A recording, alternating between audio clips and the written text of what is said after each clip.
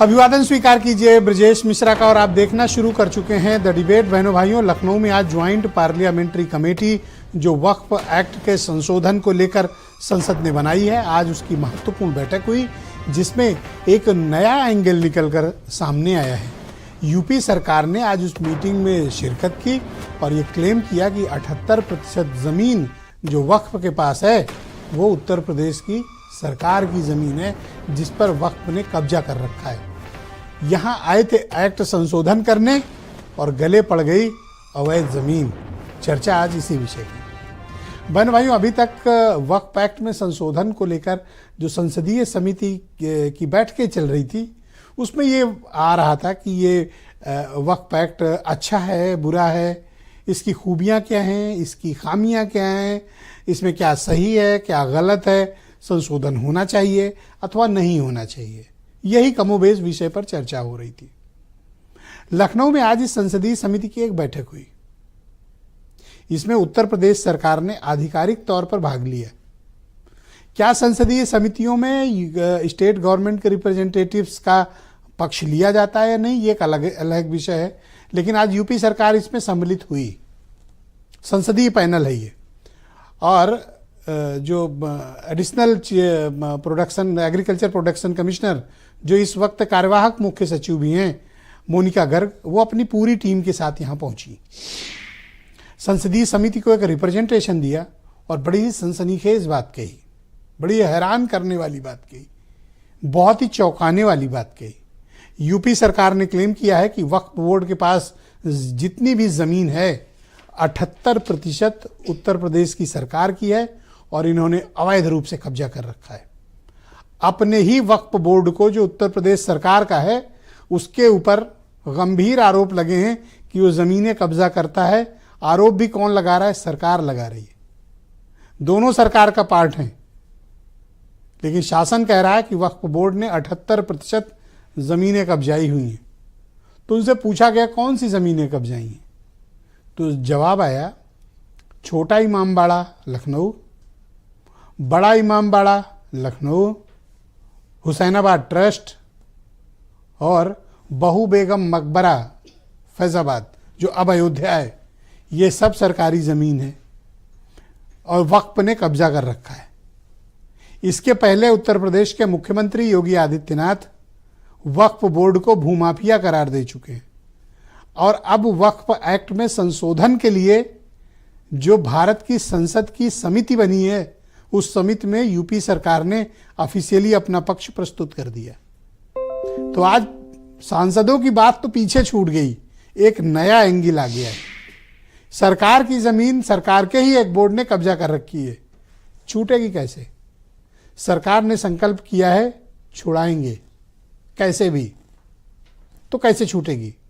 बहन भाइयों, अभी ऐसे नहीं छूटेगी।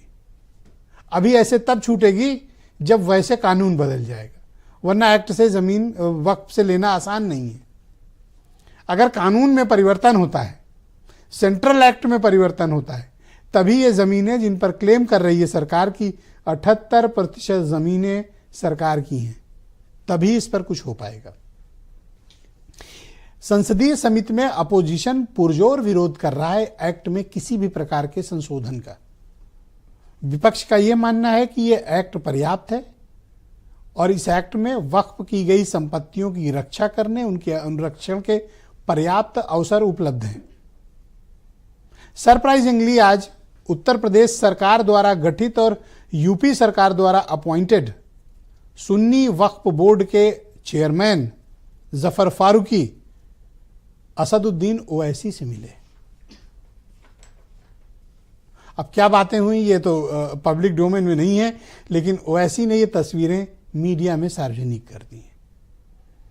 अपोजिशन इसके विरोध में है। भारतीय जनता पार्टी इसके स्ट्रांग सपोर्ट में है कि वक्फ एक्ट में परिवर्तन किया जाए, पर दो दल हैं जिनकी भूमिकाएं अस्पष्ट हैं या ये माने कि वो साथ नहीं है। जनता दल यूनाइटेड बिहार और टीडीपी चंद्रबाबू नायडू आंध्र प्रदेश, इनकी अभी स्थिति स्पष्ट नहीं है। राष्ट्रीय लोकदल के साथ में 2 सांसद हैं उनके पास।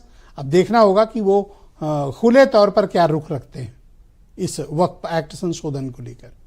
आज हम चर्चा करेंगे कि ये जो हजारों एकड़ जमीन जिस पर यूपी सरकार क्लेम कर रही है और वक्फ ने उसे कब्जा कर रखा है, क्या वो राज्य के किसी कानून से वापस आ सकती है या फिर केंद्रीय कानून ही इसका विकल्प है।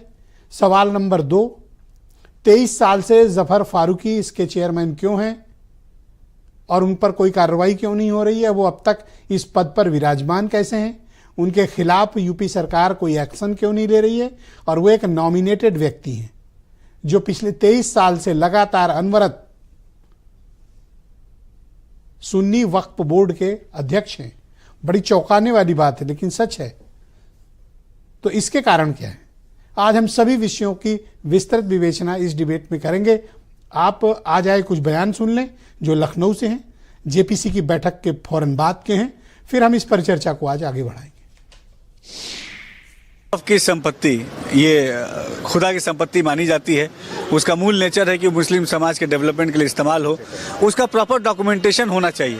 इलीगल इंक्रोचमेंट जो वक्फ की संपत्तियों पे है वो इलीगल इंक्रोचमेंट हटना चाहिए। और यकीनन ये वक्फ अमेंडमेंट एक्ट मुस्लिम समाज के डेवलपमेंट के लिए एक मील का पत्थर साबित होगा।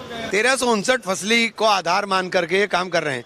ये वक्फ की तो कर रहे हैं, सरकार की भी बताए ना कि सरकार ने कितनी बार कब्जा करा हुआ है। कब्जा तो सरकार ने किया हुआ है ना।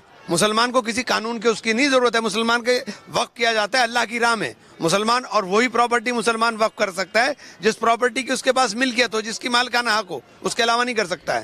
ये एक इनका एक मंसूबा है, साजिश कर रहे हैं ताकि शिया और सुन्नियों की वक्फ की प्रॉपर्टी को छीन लिया जाए। जब आप ही सर्वे करते हैं एडिशनल कलेक्टर से, फिर सरकार ही खुद उसका गजट इशू करती है, अब अचानक आपको कैसे नजर आ रहा है कि वक्फ की प्रॉपर्टी नहीं है? तो ये सरासर झूठ है, इनकी नफरत है और कुछ नहीं है। तो बहनों भाइयों, आज की इस परिचर्चा को आगे बढ़ाएंगे। बीजेपी के प्रवक्ता शरद त्रिवेदी हमारे साथ मौजूद हैं। मौलाना नूर अहमद अजहरी मुस्लिम समाज के जाने माने धर्मगुरु हमारे साथ हैं। कर्नल शरद शरण समाजवादी पार्टी के प्रवक्ता हैं। आसिम वकार MIM के राष्ट्रीय प्रवक्ता हैं, जिनके अध्यक्ष जफर फारूकी के साथ जिन्होंने आज असदुद्दीन ओवैसी ने अपनी तस्वीरें सार्वजनिक की हैं जिन पर बड़े भारी इल्जामात हैं। आज वो असदुद्दीन ओवैसी के साथ चाय पीते नजर आए। चक्रपाणी महाराज हमें थोड़ी देर में ज्वाइन करेंगे, हिंदू महासभा के अध्यक्ष, और वीरेंद्र सिंह जी हमारे स्टेट हेड। मैं शरद त्रिवेदी